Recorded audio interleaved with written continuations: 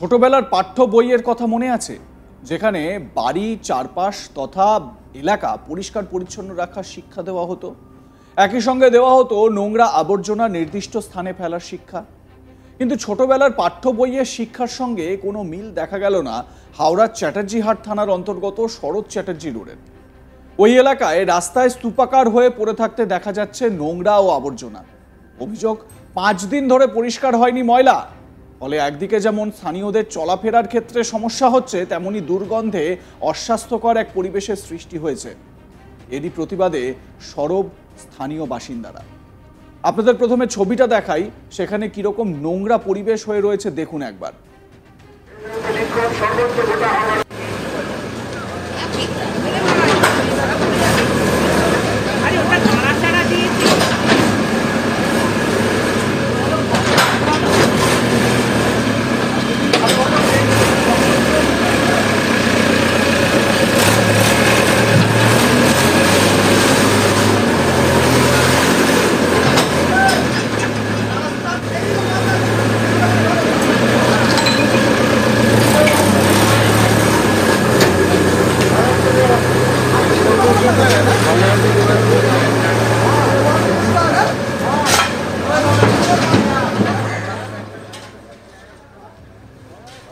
স্থানীয়দের প্রতিবাদের পর অবশেষে নোংরা পরিষ্কারের বা সাফাইয়ের কাজ শুরু হয়েছে, কিন্তু 5 দিন ধরে নোংরার স্তূপ জমে রয়েছে, যেন একটা নোংরার পাহাড়। অবস্থা কি রাস্তার দেখুন, এবং এই জায়গা থেকে চলাফেরা করা দায়। আবর্জনা জমে লোকজনের চলাফেরা রাস্তা নাকি ভাগার এক প্রকার বোঝা যাচ্ছে না। স্থানীয়দের অভিযোগ, এলাকার কিছু নার্সিংহোমের ব্যবহৃত তুলো, গজ, স্থানীয় বিভিন্ন রেস্তোরাঁর খাবারও ওই জায়গায় ফেলা হচ্ছে। আর কর্পোরেশনও এ বিষয়ে উদাসীন বলে অভিযোগ।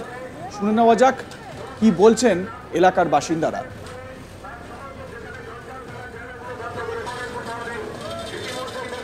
এই রাস্তাটা, এইখানে ডাস্টবিনটা, এটা ইললিগাল ডাস্টবিন। প্রথম এই ডাস্টবিনটায় আগে 2-1টা বাড়ির ময়লা পড়তো। তারপরে এখানে এখন যেখানে এই এরিয়ায় যত নার্সিংহোম আছে, নবনীর, বিরল, তা এছাড়া এদিকে যে কটা রেস্টুরেন্ট, খাবে, জাইকা, ফিয়েস্তা, নক্স, ভিভানো গ্রিল, সবার ময়লা। এতে করে এখনো খাবার পড়ে আছে এখানে, সব ময়লা এসে এখানে ফেলছে এবং পরিষ্কার করার নাম করে লাস্ট 4-5 দিন কোনো গাড়ি আসেনি।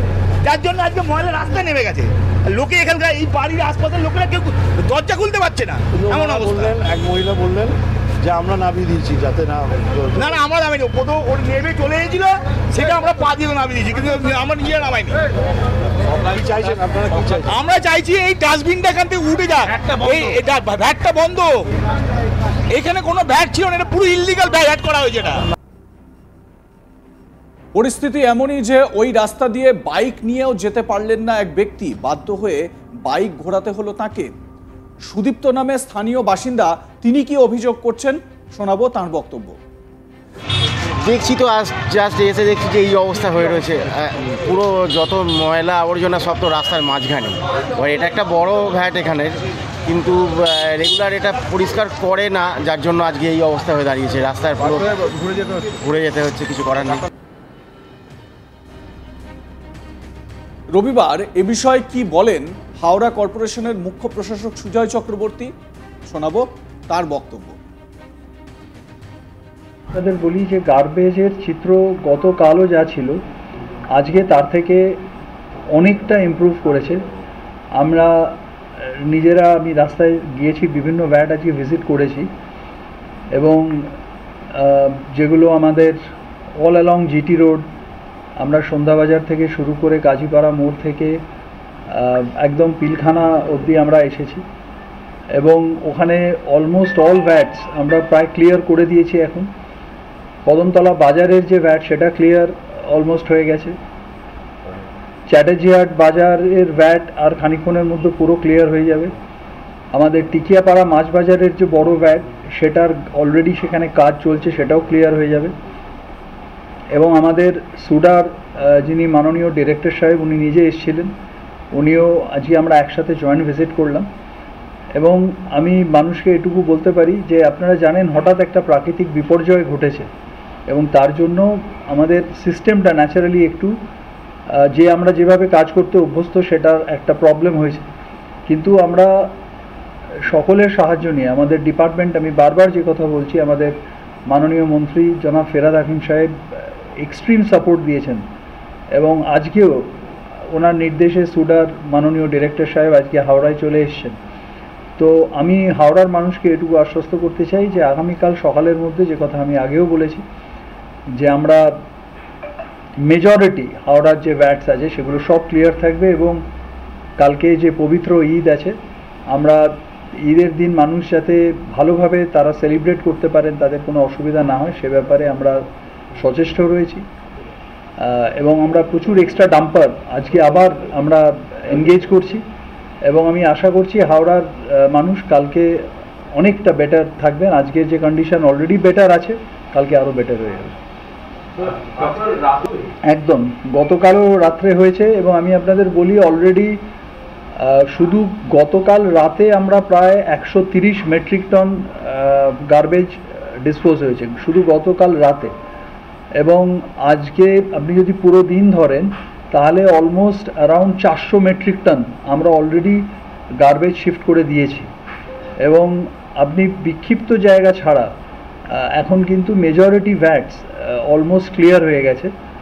আমি মানুষকেও বলবো যে তারাও যেন, যে আমরা বারবার যে কথা বলি যে ভ্যাটে জঞ্জালটাই পড়ুক, ভ্যাটে কিন্তু অন্য জিনিস, এই প্লাস্টিক বলুন এইসব জিনিস তারা যেন বেশি ইউজ না করেন, এটা প্রবলেম ক্রিয়েট করে।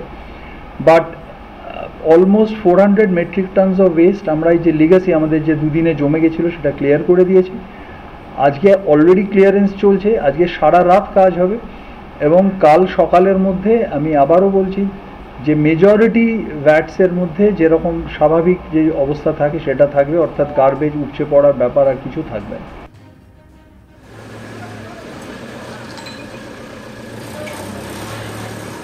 তবে হাওড়া কর্পোরেশনের এই যে প্রশাসক মণ্ডলী যারা পুরো কর্পোরেশনটাকে চালাচ্ছেন, তাদের বিরুদ্ধে স্থানীয় মানুষের একাধিক অভিযোগ রয়েছে।